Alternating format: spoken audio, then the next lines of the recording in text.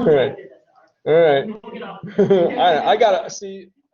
Being in the classroom, I want to walk around, and then if I do that, I'm not paying attention to the screen, so I have to park in the chair. Normally, I walk around the classroom, so you'll have to forgive me. All right, let me start again. 3 phases of matter, okay?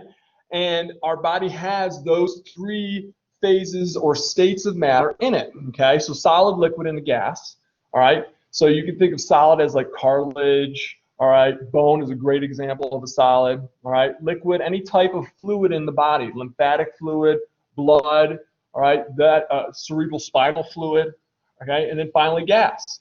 We'll talk about the respiratory gases in 211, oxygen, carbon dioxide, nitrogen. Actually, nitrogen is the gas that's in your synovial joints that makes the popping noise when you pop your knuckles, all right? So you have all these forms of matter present in your body. So if you remember on Tuesday, we were talking about the organization of an organism from the most simple to the most complex. And the most simple we're going to start off with is atoms and molecules, all right, and ions, okay? So when we're talking about an atom, we are talking about the smallest particle, all right, that is going to exhibit, and this is the important part of this definition, the chemical properties, not the physical properties, all right, but the chemical properties of an element, all right? And an element, all right, if you've ever seen the periodic table, that is the periodic table of all the known elements in the universe, of our known universe, all right? Those are elements. Oxygen is an element. Carbon dioxide, right? Carbon is an element, all right? Gold, an element. Silver, magnesium, okay? All those are elements, right? So an atom is going to have the same chemical properties of all those elements there, okay? So again, this is not a chemistry class, so I'm not going to be throwing up the periodic table up there because we really are not going to really concern ourselves with the periodic table, all right? If you want to learn about the periodic table, take a chemistry class, all right? So, like I said, when we're dealing with atoms, ions, and molecules, we are dealing with the simplest level of the organization here, okay? So the next substance, all right, or item that we're going to talk about is an ion. And I'm going to tell you this right now. We are going to deal with ions a lot this semester. All right? So it's going to behoove you to understand what an ion is. And I can guarantee you this. Everybody that's taken my class by the end of the semester knows what an ion is. All right? Even the folks that don't necessarily pass the class. They know what it is. We talk about it enough. All right? So an ion, basic definition for an ion is a charged atom. Okay? It's an atom that has a charge to it. It's either going to be a positive charge or a negative charge, okay? But it's charged, all right? The next structure are molecules, and basically what we've done is we've taken some atoms and we stuck them together, okay?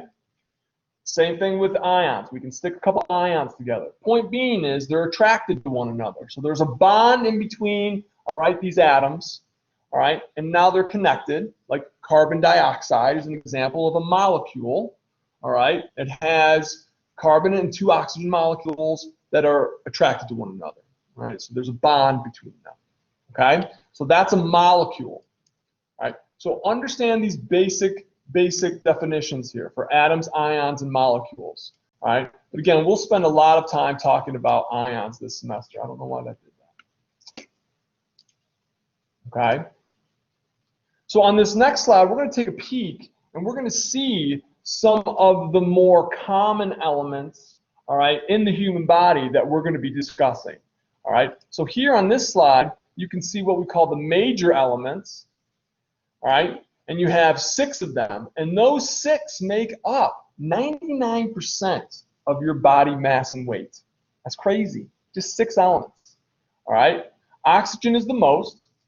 All right, and part of that is because the majority of your, well, when I say majority, over 50%, all right, more than 50% of your body is made up of water. And the molecular formula for water is H2O, okay? So that's where a lot of that oxygen comes from, all right, from the water composition. All right, carbon, because the definition of an organic biochemist, I got into a big debate with a mathematician about this, and I said, stick to math, you don't know what you're talking about, all right? But the definition by a chemist of an organic molecule or substance or whatever is that there's a carbon molecule anywhere in the molecular formula. So believe it or not, plastic is considered to be organic. That was the big discussion that we had, right? Because it has carbon in its molecular formula, okay? So anything that has carbon in it is considered to be organic, right? Hydrogen, right? See, not as much as carbon and oxygen, right? And then nitrogen, calcium, and phosphorus. We're going to talk about all of these throughout the semester, okay? And then on the right side of our slide here, you can see the minor elements, okay? These make up the remaining portion there of less than 1%. All right, sulfur, potassium, sodium, these two are huge. We'll talk a lot about those when we get to the neurons. All right, think of those two when we're going to talk about what we call action potentials or nerve signals. All right, and then we've got chlorine and one of my favorites, magnesium. Let me tell you something about magnesium. Magnesium is used in close to 600 chemical processes in your body alone. If you want to create ATP, and ATP is the fuel source of your cells, all right, we'll talk about that later on in this chapter. If you want to generate ATP, you need magnesium. It holds together, it binds on to the last two phosphate molecules there. We'll talk about that. And then iron. Important aspect of iron. Does anyone know where iron is located in our body? What'd you say? In your blood, specifically in the red blood cells, erythrocytes. Yep, in the blood. That's right, Brianna. And it's hard for me to see who's talking because of masks. So normally in a normal classroom, I can tell. I just know a general direction of where things are coming from. But yeah, it is in the hemoglobin molecule. And an interesting fact, chlorophyll, which is the molecule in plants that utilize photosynthesis, okay, and our hemoglobin molecules in humans, all right, those molecules are identical, except at the center of the chlorophyll molecule, we have magnesium. At the center of the hemoglobin molecule, you have iron. Crazy. Interesting, though. All right. Let's jump into now the makeup or the components of an atom. Okay? So the atoms, all right, have three what we call subatomic particles. Okay? Subatomic particles. Now, if you've ever taken an organic chemistry class, you would go into this in much more detail. It's one of the hardest classes I've ever taken was an organic chemistry class. All right? But there's three subatomic particles, okay? They're listed up here. Neutron, think neutral, no charge. Protons, think positive, that's easy to remember, P and P, okay? And then electrons are negative, okay? So neutrons actually have mass, so there's a weight to them, all right? Same thing with protons. They also have a mass. We assign them a mass of 1 AMU, and you can see that's an atomic mass unit. But if you go down to the electrons here, they're so small, they have 1/1800th of the mass of a proton or a neutron. So basically, all right, the mass of an electron is negligible. We really don't consider it because it's so small. All right, so when we're taking the actual atomic weight, all right, or the atomic mass of an element, of an atom, all right, we really don't consider the electrons to contribute much to the mass. All right, but what you do need to know, all right, is the protons are a positive charge of 1, all right, and the electrons are a negative charge of 1.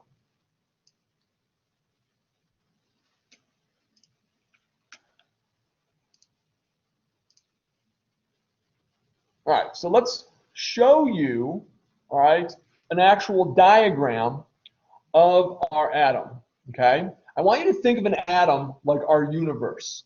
You know how our universe is? Earth is at the middle, and then all the planets in the sun rotate. Oh, no, wait, that was the old model. The real model before Copernicus, does anyone know who Copernicus is? He was a Polish priest that discovered that the sun is at the center of our universe, right? So think of the atom as that model. You have the sun at the center of the universe, and the planets rotate around it, okay? In our atom model, all right, at the center of the atom is what we call the nucleus, and I'll spell that out for you here. All right, Nucleus, okay, nucleus. We're going to also learn that the center of our cells, they have, which is the control center of the cell, we have a structure there called the nucleus, okay? So, it's very similar. So let's take a peek. Oh, wait a minute. I'm going to come right back to that slide here. So here you can see, we're going to use what's called the shell model. All right, so at the center of our atom, all right, we have our protons and our neutrons. Okay, so they're inside the nucleus. They don't leave, right, unless you smash another atom into it, but they do not leave. And then on the outside, circling around in what we call orbitals, like the planets circle the sun, we have our electrons. Okay, so what's the rule of thumb when we're dealing with magnets? Have you ever messed with magnets before? And how do you get magnets to attract to one another? Right, a north and a south pole, for example. Yeah, you have to use opposite poles. Same thing here with electrical charges. That's right, opposite. All right, opposites attract. Okay, so the electrons are going to be drawn towards the protons because the protons are positively charged, electrons are negatively charged. All right, and that's how they stay orbiting the nucleus there, because they're attracted. They don't just fly off. All right, they can, but normally they won't because of that positive charge at the center. They're going to be attracted to it, and so they'll circle around. Okay, so keep that in mind. That opposite charges are going to attract. Okay, let me just jump back to here and go over a couple more things here. All right, when we're talking about the chemical symbol here, all right, the chemical symbol is a symbol that we use to represent those elements or atoms. So I'm going to go back to this slide here. What you're seeing here, these are all the chemical symbols, all right, for these atoms. And it's pretty self-explanatory. O oxygen, C carbon, H hydrogen, N nitrogen, Ca is calcium, and P is phosphorus. That's easy. When we get over here to the minor elements, K for potassium, these come from the old Greek alphabet. All right, so some of these won't be exact, like sodium, same thing, Na.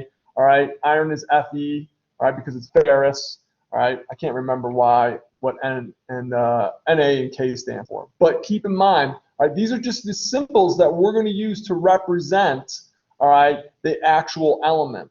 You need to memorize. These are easy over here, but you need to memorize. K is for potassium, Na is for sodium. Okay, because I'll be using the symbols later on, in later chapters. Okay, so the chemical symbol is going to be specific for that specific element. Okay, so we don't confuse things. All right, the atomic number, and this has been tested on many exams, is going to tell you the number of protons that are going to be present in that element. Okay, so if you have 8 protons, most likely you will have 8 electrons. Okay, we're going to talk about some of the exceptions to the rule. If you have 10 protons, you'll have 10 electrons. Okay, so for right now, keep that in mind. All right, so the atomic number tells you the number of protons.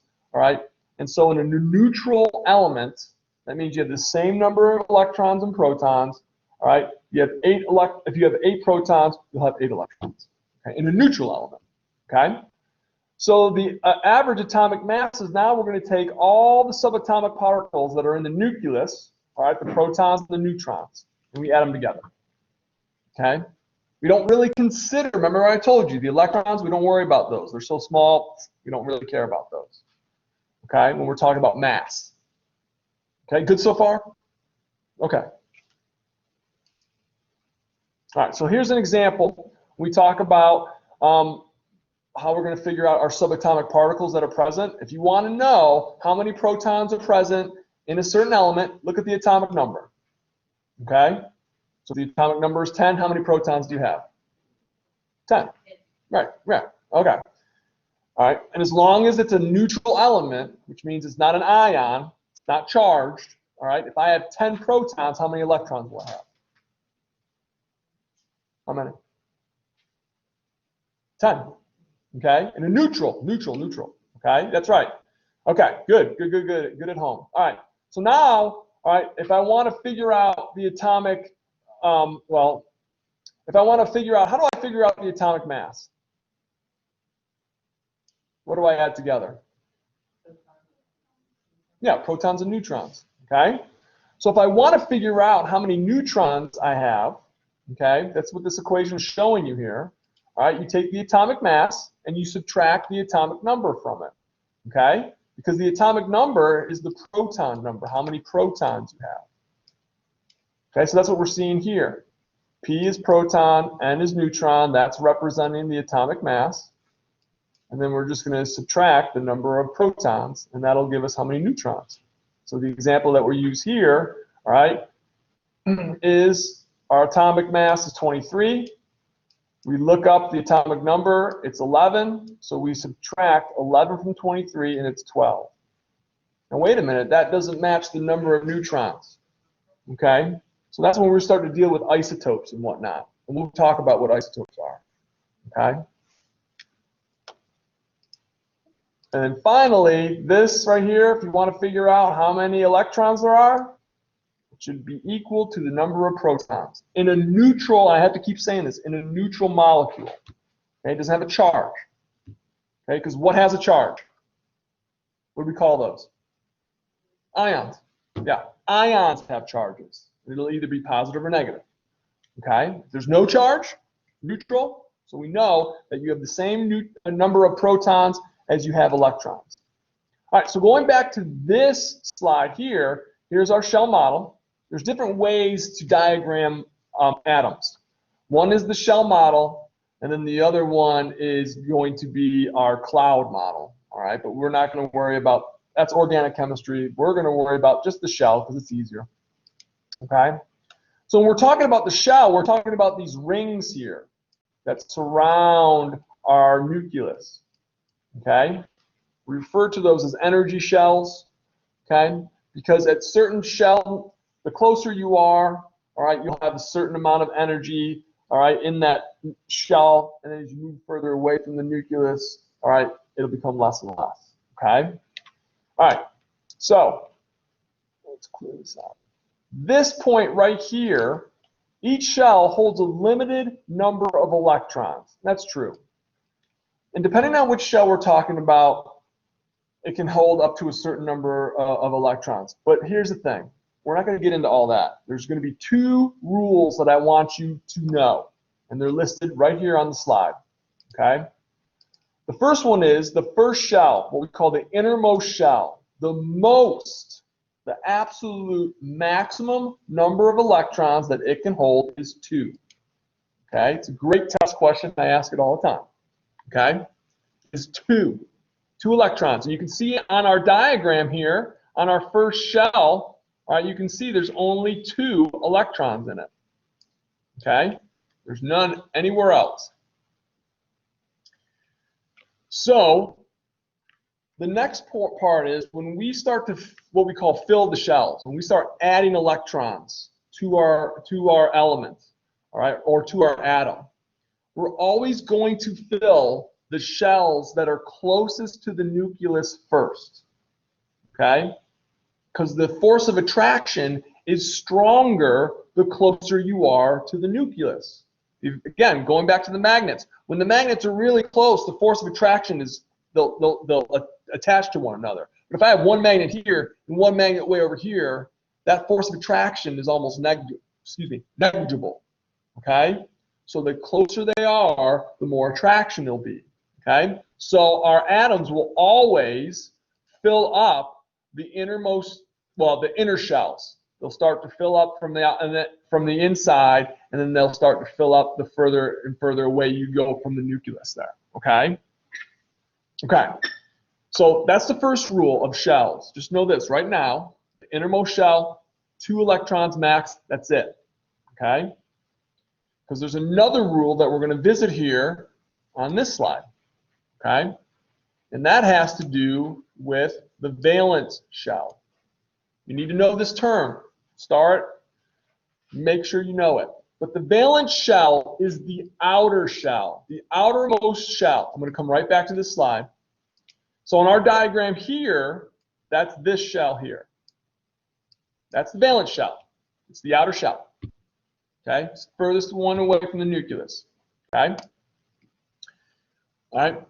So the valence shell, all right, there's a rule for the valence shell, which we call the octet rule. Oct stands for 8, okay? So I'm going to talk to you about that in a second here, all right? But before I do, when we're talking about the periodic table here, all right, we are going to be talking about the number of electrons that are in the valence shell. So for example here, column 1A. In columns, if you look at the periodic table, it's a grid, okay? Columns go up and down, all right? Sorry about the drawing. And rows go left to right, or right to left, okay? So at the top of the column, you'll have these symbols. That's 1A. And that means you have 1 electron.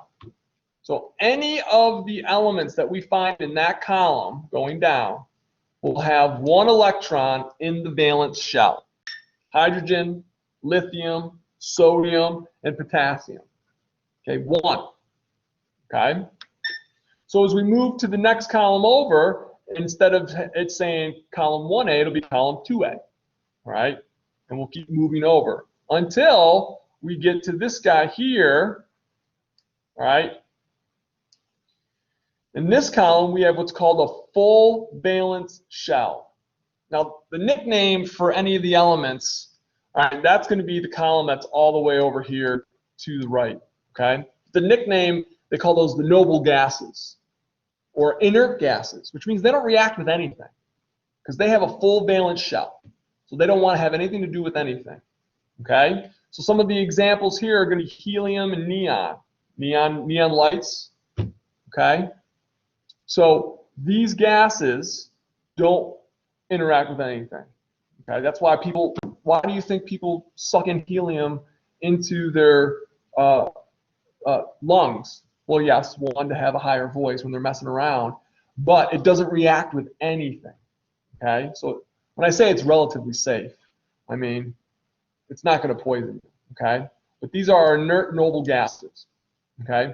So they have what we refer to as chemical stability. They don't need to react with anything, all right? All right. I'm going to come back to that valence shell here when we talk about, I got to wait. Actually, no, I don't have to wait, all right? The octet rule, because I started talking about it, so I will finish my thought. Okay? So rule number 1 that we learned, in the innermost shell, you can have a maximum of 2 electrons. All right? So now, with the octet rule, we're talking about the valence shell. The valence shell, the outermost shell, always wants to have 8 electrons in it. It wants to fill up that valence shell. Okay? How do you spell valence? Right here. Valence is there, octet rule's up here. The rule. Right up here. Octet. Okay? So keep that in mind. You got it. You always want to have 8 electrons in that valence shell. And we're going to now talk about how these atoms are going to go about by doing that. So if I have 7 electrons in my valence shell, let's say, okay, I want to gain 1 electron. I want to find an electron somewhere and put it in my valence shell, because now I'll have how many? 8. And I'll have fulfilled the octet rule. I will now be what's called chemically stable. Okay? If I have 1 electron in my valence shell, is it easier to get rid of that 1 electron, or is it easier to gain 7 electrons? Get rid of it. Get rid of it. All right? Because that means, you know, that's a lot more work to try to gain 7, but it's easy to get rid of 1. Okay? Get rid of it. Yep. All right. So that's what leads me into, all right, ions and ionic compounds. Okay? Remember, nature loves balance. Nature loves stability. It always wants to be stable. Okay? We're always looking for stability. So your your atoms, your elements are going to try to do that. Okay? So that leads me to what we call chemical compounds. All right? And so a chemical compound, we're going to deal with 2 or more elements, all right, that have found a way to create stability. Okay? And so either by creating a bond with one another, okay, by sharing electrons, and we'll talk about that in a moment, or by one element giving an electron away, all right, and the other one accepting it, all right, and that's what we're going to talk about here, all right, when we're talking about ions and ionic compounds here, okay? So when we talk about these chemical compounds, there's two types, ionic or molecular, okay? So when we talk about ionic compounds, these are going to be structures that are held together.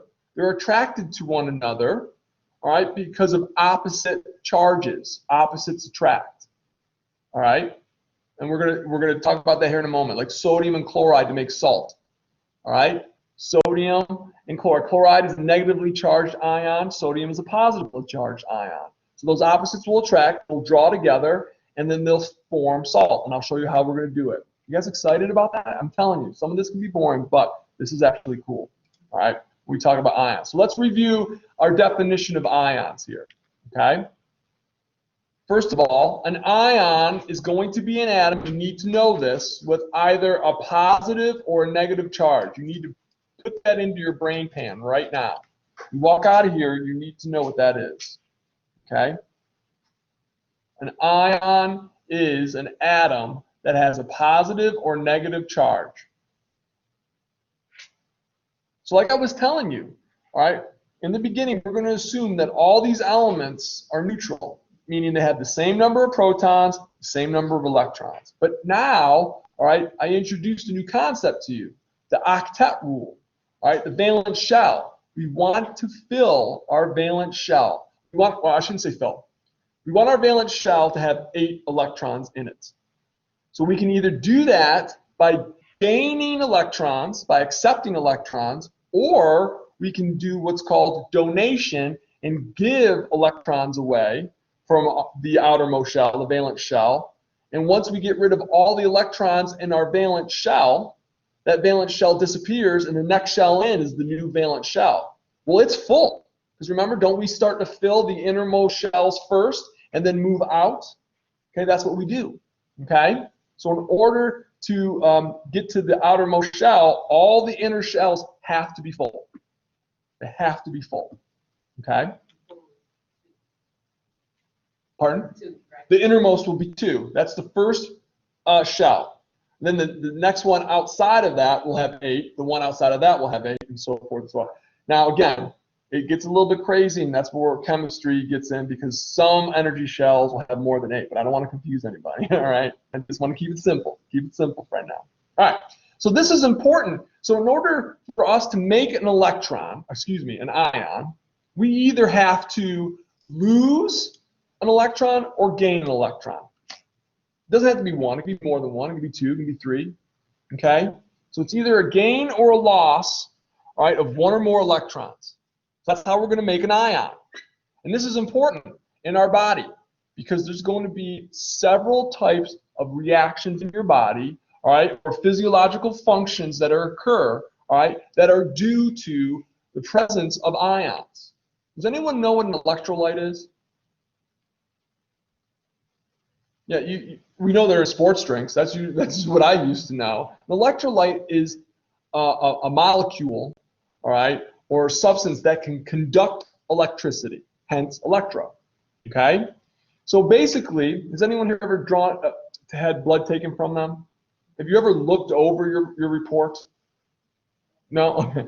All right. If you look over your report, you're seeing all this stuff. Depends on what the blood draw is. But a lot of times you'll see things like calcium levels, sodium, potassium, magnesium. Those are electrolytes. Pretty much anything that, when you get your blood drawn and it's floating around in your blood, all right, and it's an element of some sort, all right, those things that have a chemical symbol like potassium and sodium, those are electrolytes, okay?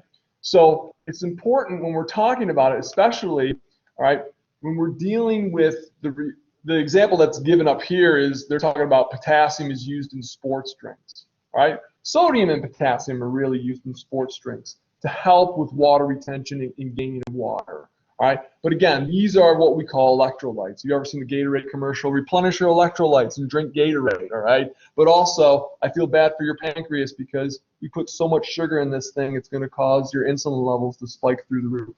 My favorite is people think, oh, I'm being healthy, I'm drinking Gatorade, you know, because it's a sports athletic drink. Yeah, but you're sitting, you're not doing anything, you're not sweating, you know? That cracks me up. Anyways, okay. All right, so let's talk about the different types of ions, okay? So keep in mind, when we have an ion, we've either gained an electron or we have lost an electron. So the first type of ion that we're going to talk about here are what we call cat ions, okay? I think of cats as being furry and fluffy and purring, and they're generally nice to be around. Unless you're not a cat person, that's cool. That's up to you, all right? But I don't own a cat, all right? I did when I was younger, but I like them. So I think of cats being fluffy and furry and positive, okay? So if you have an element that loses an electron, so remember, in a neutral element, okay, we start off with the same number, all right, of protons and electrons. So here's our neutral element, right? And I have 8 protons and 8 electrons, okay? So now what I've done is I've gotten rid of an electron, and now I have 8 protons and 7 electrons, okay? An electron is one negatively charged subatomic particle. So if I have 7 electrons, what is my negative charge value? I have 7 electrons, and each electron has a negative charge of 1. 7 times 1 is 7, so it has a negative charge of 7. All right, I have 8 protons. Each proton has a positive charge. So if I add up all those positive charges, what's the positive charge? Yes, positive 8, that's right. So if you take the difference, all right, I have 8 positive charges, 7 negative charges. What's my overall charge?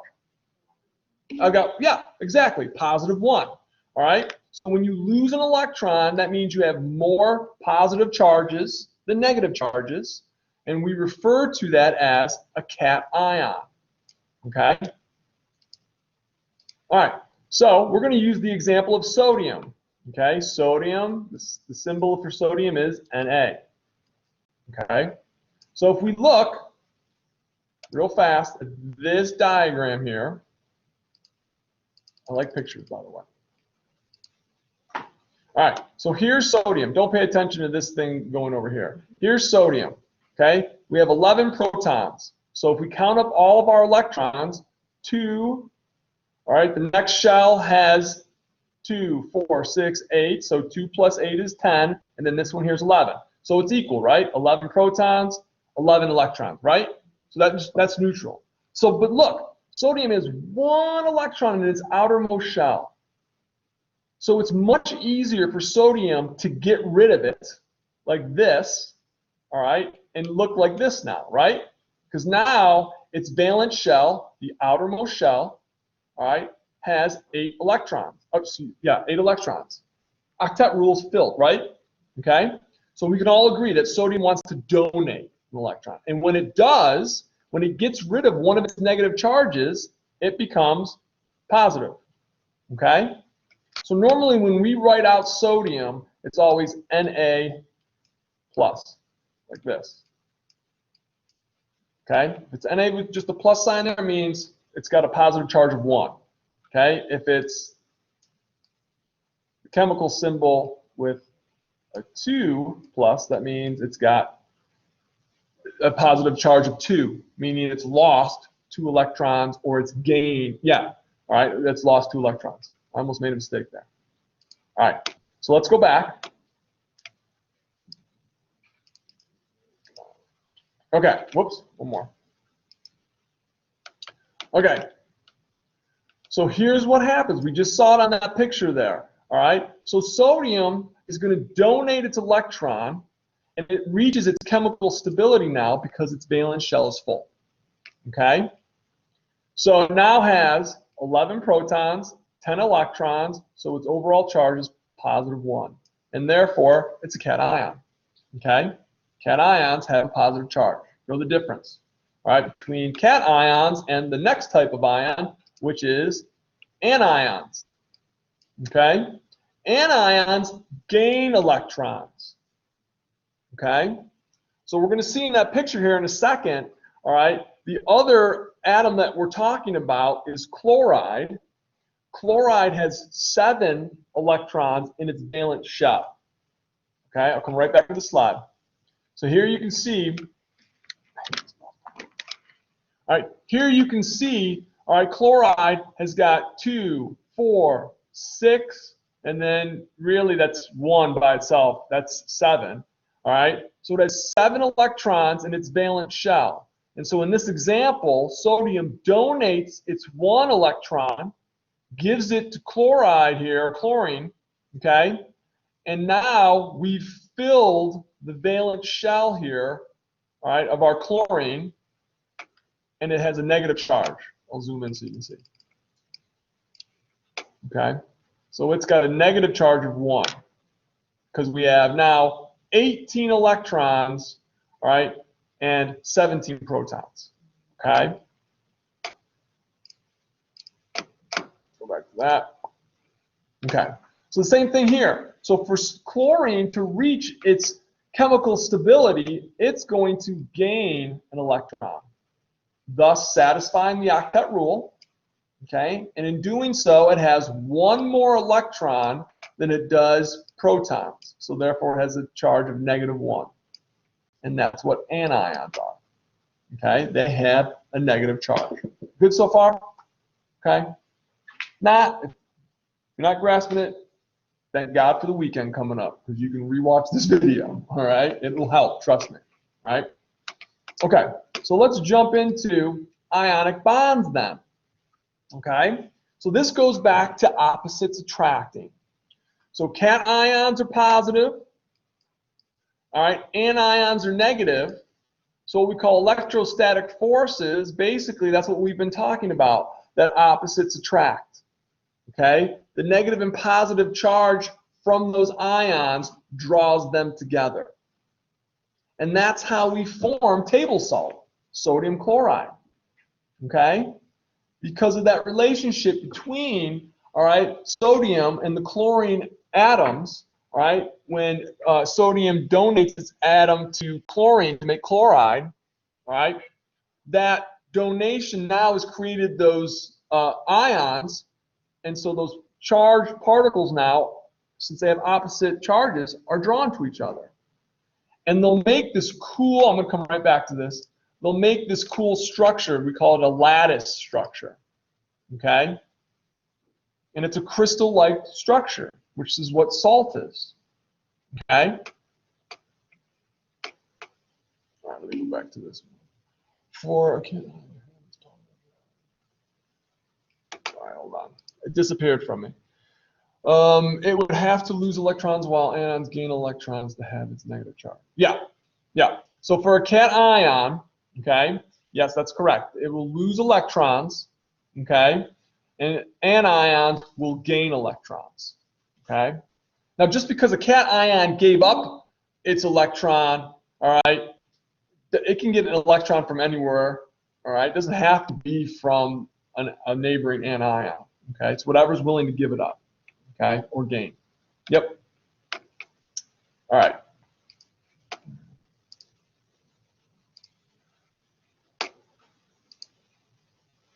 All right, so that's the first type of bond. Did I get everything on there?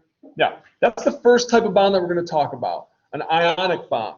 All right, that's where you either gain or lose electrons. Okay, so when I was in kindergarten, an important concept and lesson that I learned was sharing. We used to have a saying at my school, sharing is caring. Okay? So we're going to now learn about the carrying bond. And it begins with the C. All right? And that's the covalent bond. Okay? Covalent bonds are the sharing bond. Okay? So you're going to have, all right, atoms, all right? And it's going to be 2 or more atoms, all right? And they have to be different elements, all right, that are going to share electrons. That's probably the most important part of this statement here. Electrons are shared, okay, between 2 or more different elements. So, for example, carbon dioxide, carbon and oxygen. Those are 2 different elements. They share electrons, all right? But molecular oxygen, all right? Yes, they're sharing, but they're not different, okay? 2 the same. Okay? So when you are sharing electrons between 2 or more different elements, that's a molecular compound. All right? We just learned about an ionic compound. All right? Those are charged, I want to say molecules, excuse me. Those are charged atoms. Okay? The other type of compound is a molecular compound. And that's where covalent bonds come into play.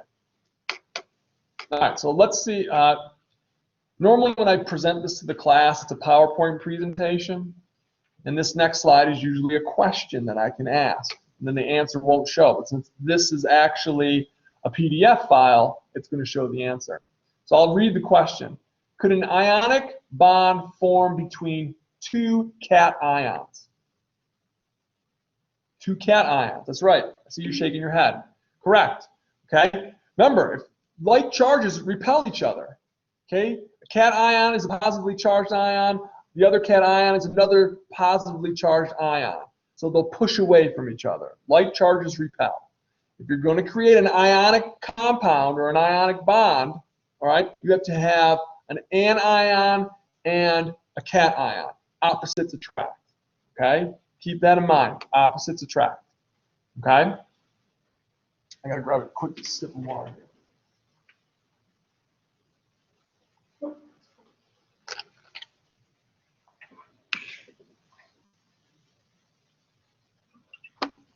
All right.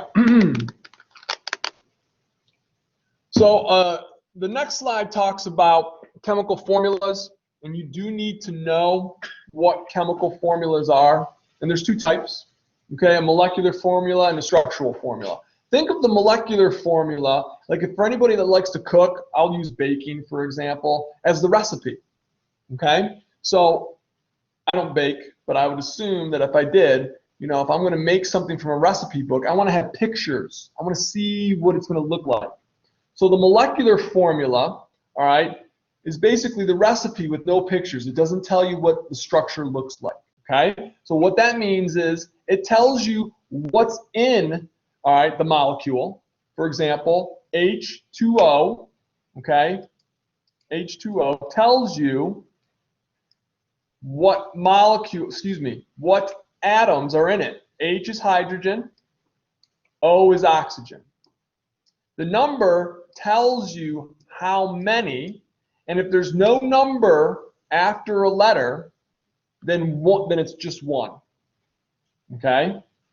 So if you ever look at a water molecule, it looks like this. This would be the structural formula. Now you can actually see what the molecule looks like. Okay?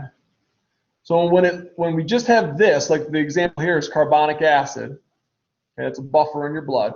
All right, when you just see that, all right, that is the molecular formula. Okay? When you see this, that is the structural formula. So the structural formula is still going to tell you, all right, the type of atoms that are in the molecule. It's still going to tell you the number, right? 1 oxygen, 2 hydrogen, okay? But it's also going to show you the arrangement, okay? What they look like in space. So please know the difference. Molecular formula just tells you what atoms are present and how many, whereas the structural formula tells you what atoms are present and how many, but also it shows you what that molecule looks like, okay? How it's arranged, okay? And then there's this term here, isomers, All right, we're going to see what an isomer here is in a second. But basically, an isomer is going to have the same number, all right, of atoms and the same type of atoms, but they're just going to be arranged differently. Okay? And we're going to talk about some of our simple sugars here. All right? Glucose, galactose, and fructose here. I'll show you an example. All right? Those are isomers. They have the same exact molecular formula, but they just look different. Okay?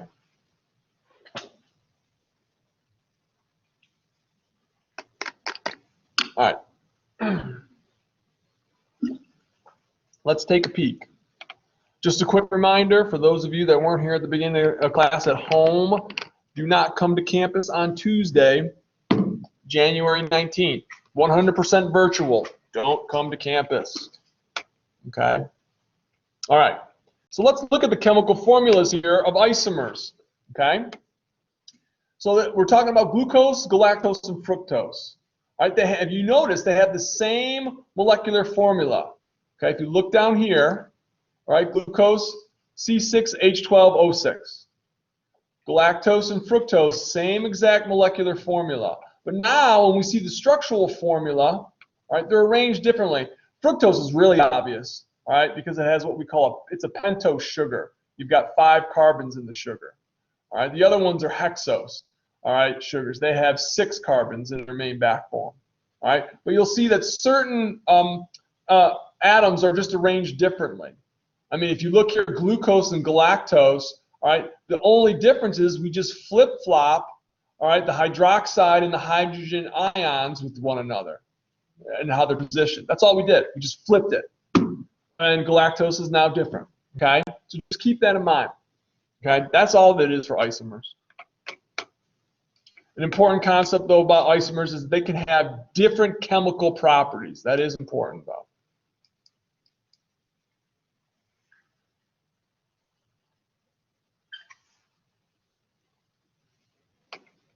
All right, quick question here is what information about a molecular formula, what information about a molecule is gained by a structural formula? And it says down here that's going to be the arrangement. Okay, it's going to show you the same thing as the molecular formula does, but it just shows you how those elements or atoms are arranged. Okay, molecular formula is going to tell you how many, all right, and what type, but it's not going to show their arrangement. All right, so let's talk about our covalent bonds. Okay, make sure you star this, write this down. Atoms share electrons in covalent bonds. Ionic, not so much. Okay, and ionic bonds, all right, that's a gain or a loss of electron. Okay, think of the covalent bonds and the atoms involved as greedy. They don't want to give up their electrons. All right, so what's the next best thing? Sharing. All right, it's like kindergartners, little kids. They might not want to give up their candy, but maybe they'll share it. That's how we negotiate with them. All right, Johnny, share your gummy bears with Susie over there or whatever. Okay, so that's what we're going to see here. Okay, so in this type of situation with covalent bonds, both the atoms, or I should say both, that's implying that there's only 2. Any of the atoms that are involved, all right, are going to need electrons. Okay, so they want electrons, but they're too selfish to give them up. Okay, so usually we'll see these type of atoms before they create the covalent bond. They can have anywhere from 4 to 7 electrons in the valence shell. Okay, so if you look here, all right, these elements here, all right, in our body, in hydrogen, oxygen, nitrogen, carbon, those are part of the major elements in our body. So these guys right here commonly are going to be forming covalent bonds with one another or other elements. Okay, so they love to share. All right, so we're going to talk about the types or the number of covalent bonds that can be made. Okay. All right. So when we're talking about covalent bonding, all right, and the sharing of electrons, all right, we're dealing with electron pairs. All right, and I'll explain this to you here in a second here. Let's talk about this, the most basic type of covalent bond that can occur. So let's start with one of the most simplest molecules, one of the most simplest atoms, hydrogen. Hydrogen has an atomic number of 1. If it has an atomic number of 1, how many protons does it have? 1. All right, if it's neutral, how many electrons does it have? 1. Okay, so here's our hydrogen. All right, very good, Michael. Here's our hydrogen. All right, and here's our electrons circling around. All right, it only has 1 shell. How many electrons does it take to fill the first shell? 2. You can only have, good. So the first shell can have a maximum of 2 electrons in it, right? So when we're looking at this picture here, here's our electron, our one lone electron. It's got 1 electron in it, and it's our lone hydrogen. It has 1 electron in its valence shell. So it wants to fill that shell. So what does it do in this example? It finds another hydrogen molecule and it forms a bond with it. Okay? And that bond is a covalent bond. All right, so now each of these molecules are sharing and has now 2 electrons in its shell. So it's satisfied the octet rule. Okay? Where at the same time, it's created a bond between another hydrogen element there. Okay? So when we're talking about some of these other molecules, or excuse me, I keep saying molecules. When we're talking about these other elements, all right, for example, water, okay, we're dealing with oxygen and hydrogen, okay. Oxygen has 6 electrons in its valence shell, okay. So it wants to gain 2 more electrons. So how does it do that? Going back here, here's water, okay. You can see, here's our oxygen molecule. Red is the oxygen electrons. So we have 6. So what it does is it finds 2 hydrogen atoms, and it takes in those electrons and shares it with it.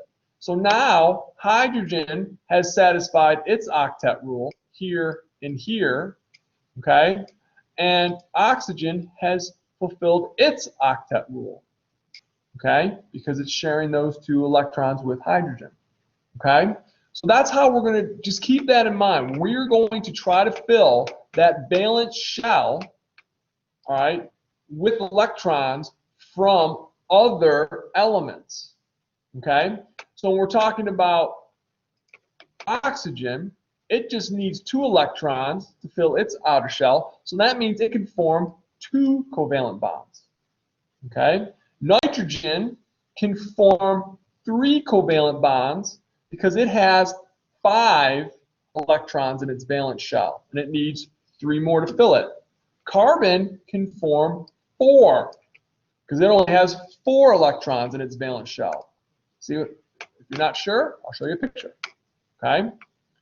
So the blue represents the carbon electrons. So here's 1, 2, 3, 4.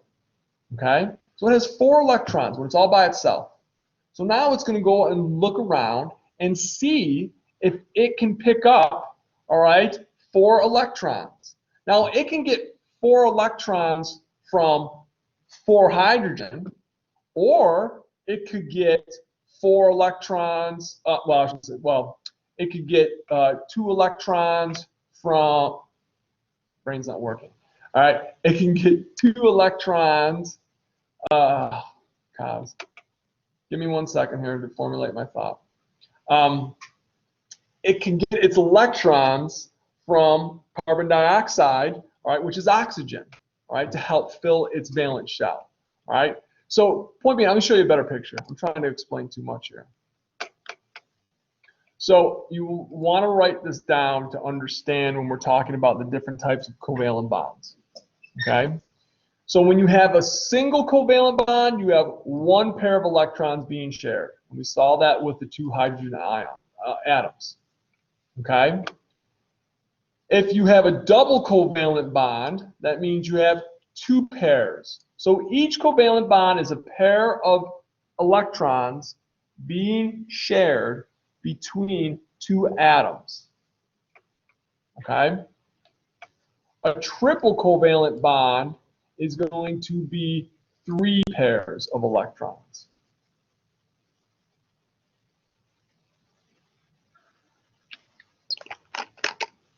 And don't worry, I got a picture that I can show you here.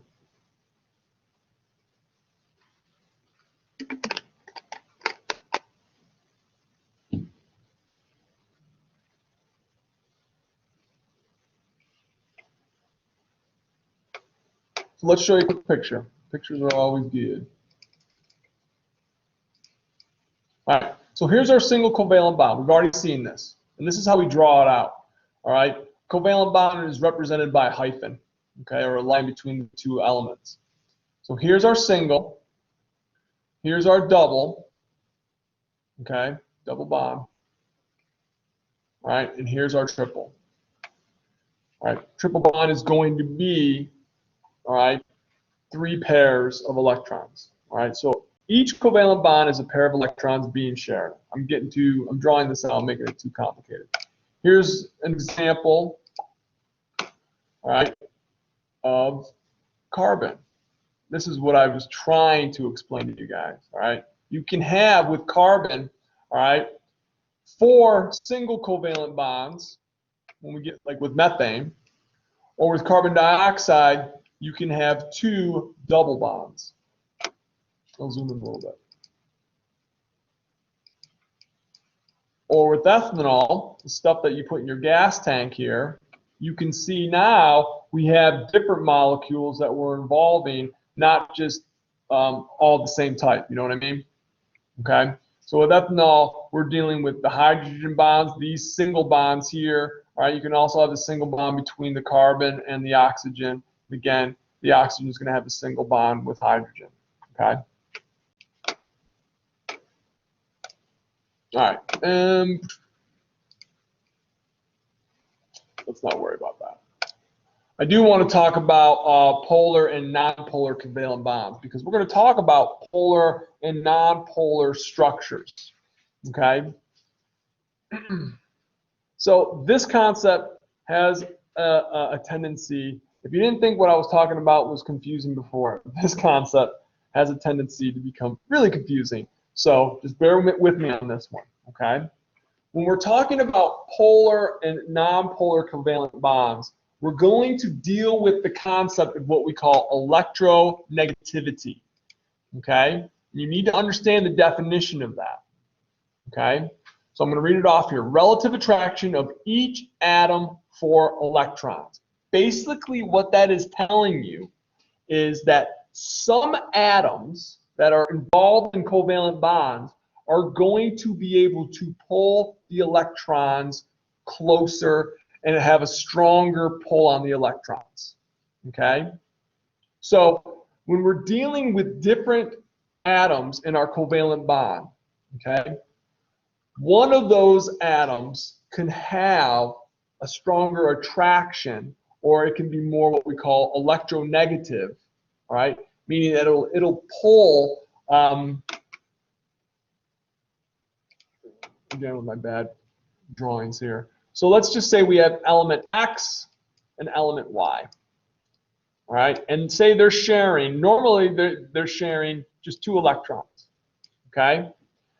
Element X has a stronger electronegative attraction for those electrons. So what that will look like when I draw it out here is, here's X again, here's Y. The electrons will be much closer, all right, to element X.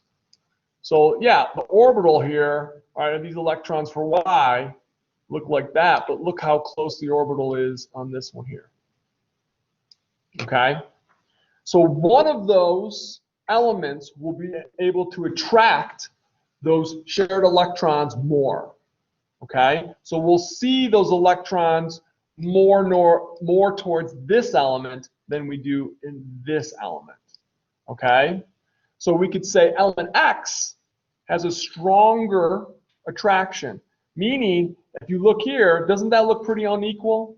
All right. So what we're going to see is what we call a nonpolar All right. What we see here is a knob. Oh, why isn't it drawing? It just crashed. Can you guys hear me at home? Really?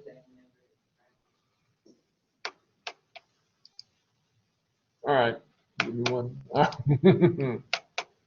This is what I get. Sorry, folks. Yep, it's going to crash on me. All right.